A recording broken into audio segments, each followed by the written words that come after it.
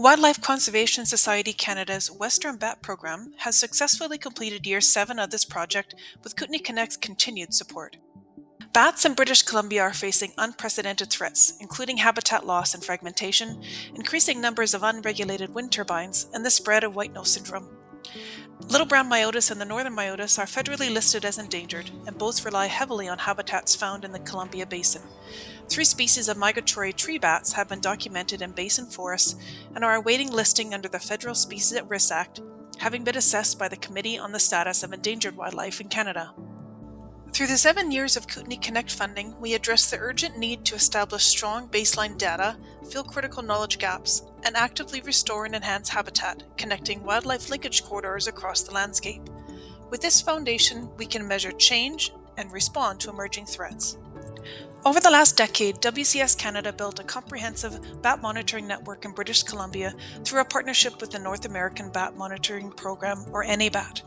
We started with 22 grid cells in 2016 and expanded to 63 grid cells province-wide, including 7 within the Kootenay Connect priority areas. Since NABAT's inception, we have collected approximately 1.75 million bat recordings in BC, with more than 163,000 recordings coming directly from the Kootenay Connect landscapes. Over the past 7 years, we have detected all 13 bat species in the Kootenay Connect priority areas and expanded known species ranges, including documenting the first records of Yuma myotis in the Columbia Valley. Our data have informed provincial range maps, national assessments, predictive habitat modeling, and continental state of the bats analysis.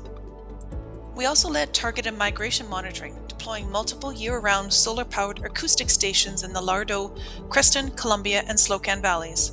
These stations allowed us to identify likely migration corridors for all 3 endangered migratory bat species, while also detecting evidence of overwintering habitat for resident bats.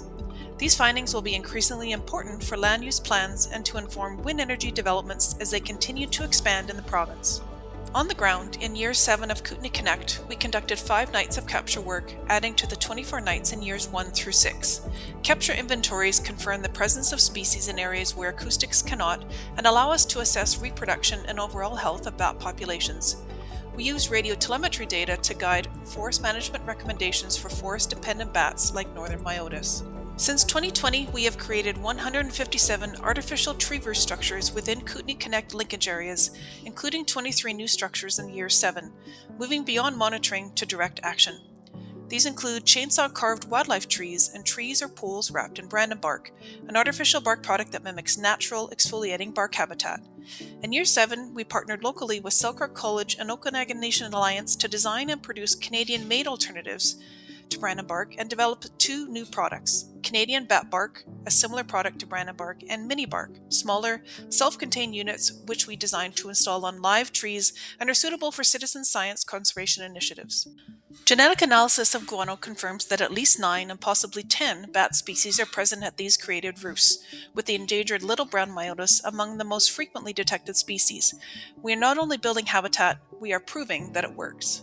Bats are long-lived mammals that consume vast quantities of insects, providing natural pest control that benefit forests, agriculture, and freshwater systems. Healthy and diverse bat populations support healthier, sustainable forests. By protecting old-growth patches and enhancing tree roost habitat, we also benefit a wide range of other wildlife species that rely on tree cavities and crevices. Our work strengthens biodiversity within critical linkage corridors, supporting broader ecosystem resilience which benefits fish, wildlife, and people. We've demonstrated that conservation works best when it combines strong science with practical action and strong partnerships. In the past 7 years, we have collaborated with First Nations, governments, universities, and local conservation groups to scale this work and amplify our conservation. After 7 years, with generous support from Kootenay Connect, we have not only filled major knowledge gaps, we have built tools, partnerships, and practical solutions that will continue to support bat conservation across the Columbia Basin for decades to come. We need bats, and bats need us. Thanks for your support of the Western Bat Program.